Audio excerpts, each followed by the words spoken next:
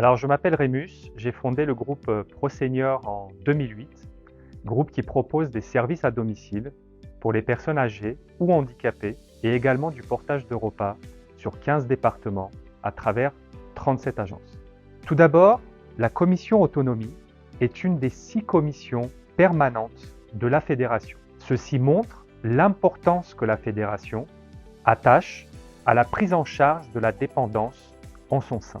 Ensuite, c'est une commission qui est force de proposition auprès du conseil d'administration de la fédération, mais également auprès des pouvoirs publics sur les 3 défis clés que le secteur de la dépendance doit traiter.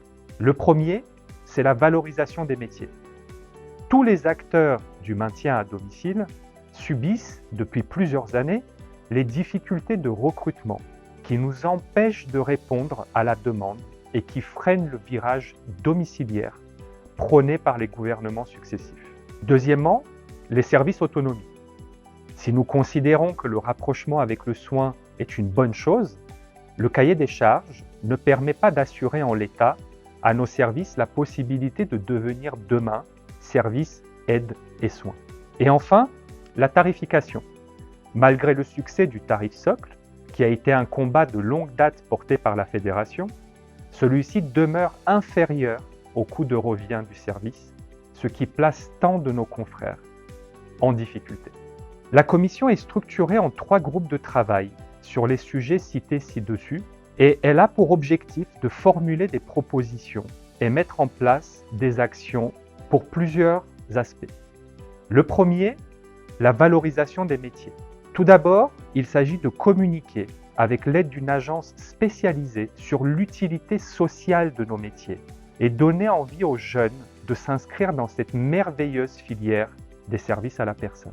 Deuxième point, concernant la valorisation des métiers, il s'agit de travailler avec les partenaires emploi pour casser les préjugés de nos métiers et permettre ainsi aux 87% des Français qui veulent rester à domicile de le pouvoir. En second, concernant les services autonomie, la FEDESAP souhaite réaliser un lobbying aussi puissant que possible auprès des pouvoirs publics afin que nos services puissent réaliser du soin de demain s'ils le souhaitent. Concernant la tarification, nous voulons établir une méthodologie validée par les pouvoirs publics pour indexer le tarif socle sur un coût réel du service afin d'exercer nos métiers sereinement et impulser la qualité nécessaire à tous les niveaux. Donc, si vous jugez que ces axes sont fondamentaux, venez contribuer à la transformation du secteur avec les 3000 structures déjà engagées dans ce combat et tenez-vous informés des dernières actualités.